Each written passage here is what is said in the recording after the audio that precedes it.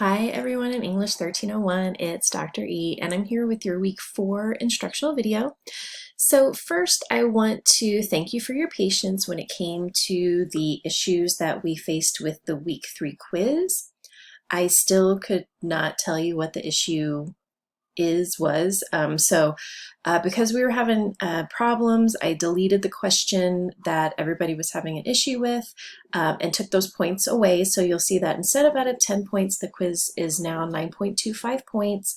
But let me know if what you're seeing in the grade book, right? So if you go to your grades, what you're seeing there does not match what you're seeing if you go to the actual quiz area, right?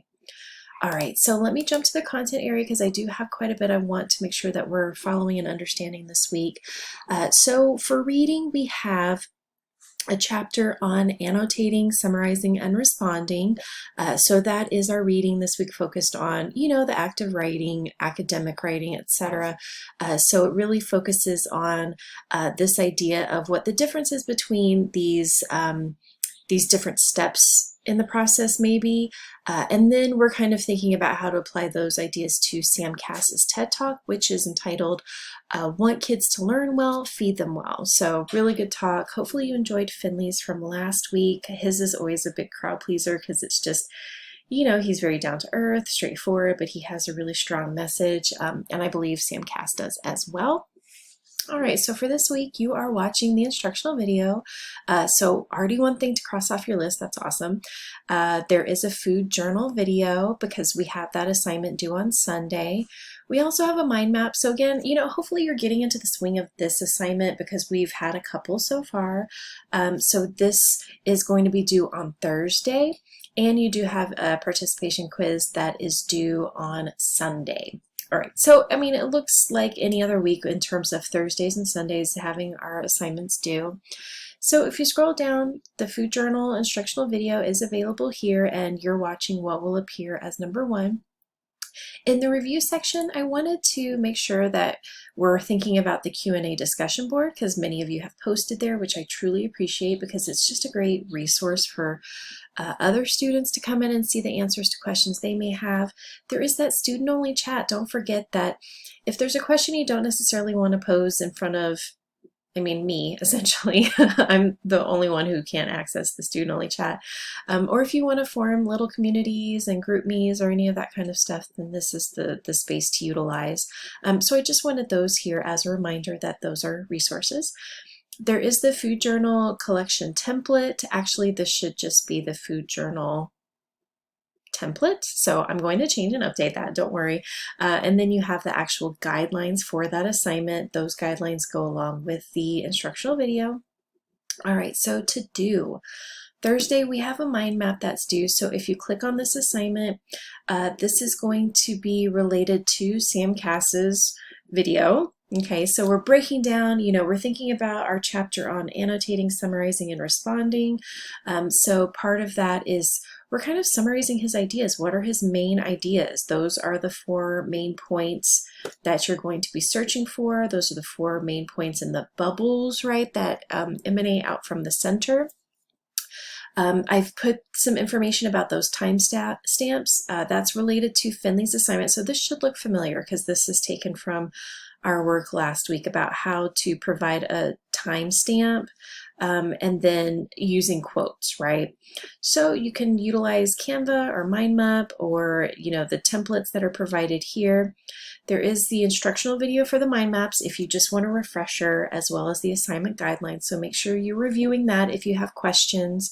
All the information should be available for you there. All right, and then if we scroll down, the next thing we want to focus on is our food journal. So we've written one food journal previously.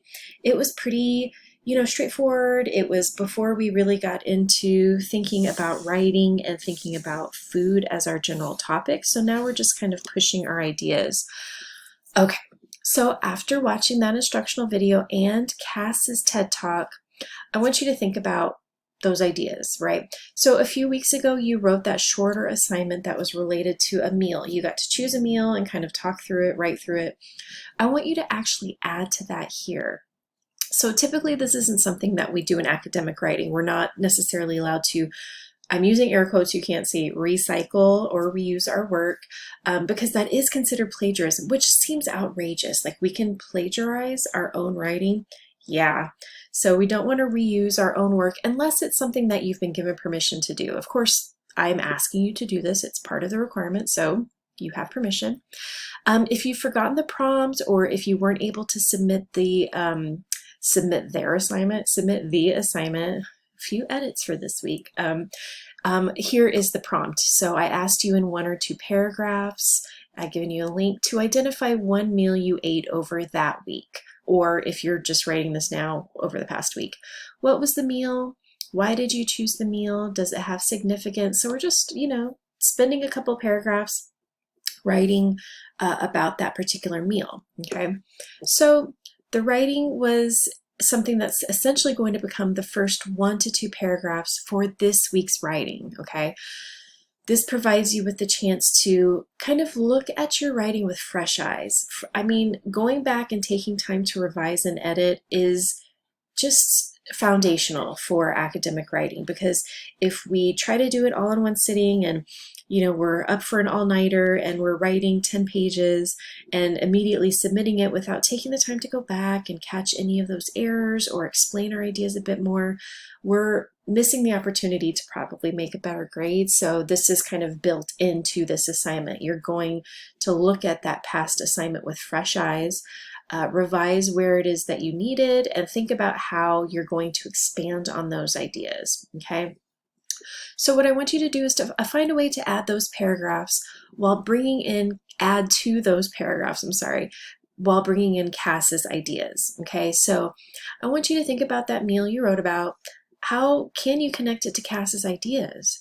Does the meal you shared reflect his notion of eating well for success, healthier options, or perhaps not? Maybe you wrote about a quick and easy meal that you just needed to eat because you were at work and had to rush out to McDonald's to get something.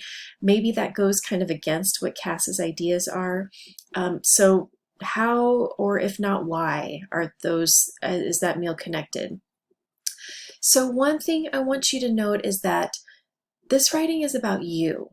I feel like in academic writing, it's really easy for us to focus entirely on the research or on the sources that we're using. And that's okay. Sometimes that's the assignment, right? Sometimes that is essentially what you've been asked to do. But in our class, I am asking you to focus on yourself as the subject. You are the topic, right? And we're just utilizing that research to support our ideas and our experiences. So what I want you to do to help ensure that that's happening is to focus on your topic sentences. So each topic sentence should somehow relate to you. You should not be starting with, well, in Sam Cass's video, da da da da da. No, this is about you, and then somewhere in the paragraph to support your ideas, you're bringing in Cass, right?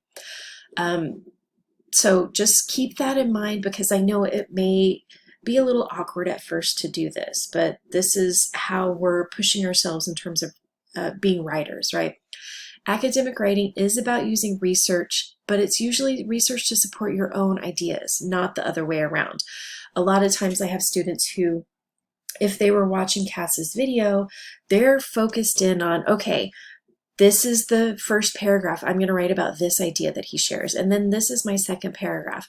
Instead of, here are my ideas, how can I pull information from Cass to actually support my own? So to ensure that we're doing this, I want you to underline each topic sentence in your journal. And it should be about you and or your meal, okay? That really makes us go back to those topic sentences and ensure that we're moving in the right direction, that the topic sentence relates to the topic of that actual paragraph. It just helps overall with organization. Some of you share that organization is a bit of a struggle when it comes to writing. This helps, right? Focus attention on those topic sentences. If we were doing a full-on research essay at this point, I would say, underline your thesis statement in your intro paragraph as well, because then that thesis statement should relate to every underlined topic sentence. But that is something for a much later occasion to think about. Right now, just focus on the topic sentences. We don't need an intro concluding paragraph unless that's something you want to push for. Your entire submission should be 4 to 5 paragraphs, so that includes the 1 or 2 from last week. So we're just adding a couple of paragraphs to that. It was not last week, it was the week before, my bad. Remember that these paragraphs need to have detail and depth.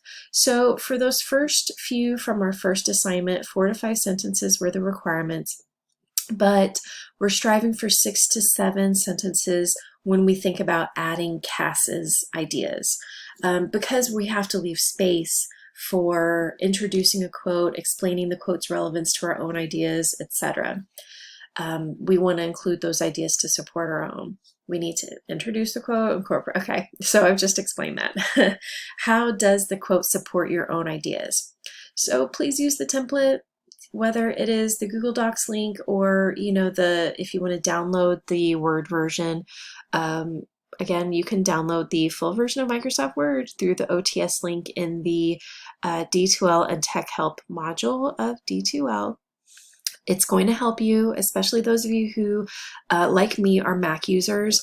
D2L and Turnitin do not recognize things like pages or numbers documents. It needs to be in either PDF or Word format, so just something to consider. And make sure that when you upload it, you also click the submit button once you have that. And remember that whenever you upload in the assignment area, D2L will give you a confirmation email. So D2L will email you a confirmation of your submission. So if you have concerns, you can check there, or you can go to the assignments area, and in the assignments area you can see a submitted document, right? So the Food Journal one, you should see something here that shows the document as being submitted, and you'll see my feedback once that feedback is available. This is not a real account, so you don't see anything, but give it a try, see if you have information. Make sure you're also double checking all your grades. So if we go back to our module in week 4, the only remaining assignment that we have for the week is going to be our quiz. Okay, so our quiz is going to cover information not only from Cass's video, but also from that weekly reading. So make sure that you are reading closely, watching closely, etc., so you can answer those questions and get the best possible grade. But of course, let me know if there's some issue this week with the quiz that I will definitely do my best to figure out. All right, y'all, hopefully you're in the swing of things. Let me know what you need. Remember that you have support here in the Q&A area, in the student-only chat area, and from me directly if you want to meet for some office hours or email me. Whatever way is easiest for you. I'm here for you. All right, y'all, good luck this week. Have a great one.